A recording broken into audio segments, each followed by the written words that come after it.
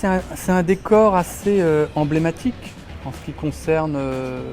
le corps et le mental, parce que c'est un lieu clos. C'est comme une prison dorée où l'humain devrait ressortir avec moins d'années sur les épaules, rajeuni, embelli,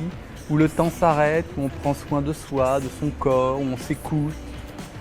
où on ne pense à rien, où on se fait bichonner. Donc c'est un cadre un peu idéalisé, mais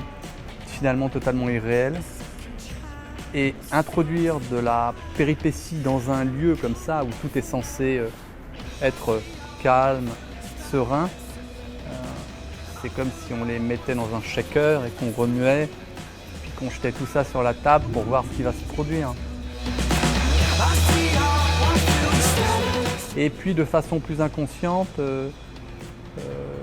rétrospectivement, je m'aperçois que depuis plus de 10 ans, mes films sont construits autour d'un enfermement,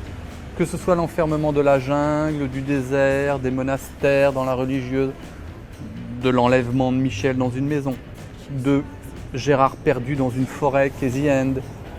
Finalement, même dans la série que j'ai réalisée pour Arte et Netflix, le personnage est enfermé dans un amour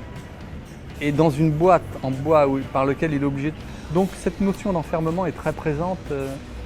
mais ça évidemment je le mesure que plus tard parce que je privilégie le désir plutôt que la réflexion, donc du coup je ne me pose pas de questions quand j'écris, je le fais parce que ça,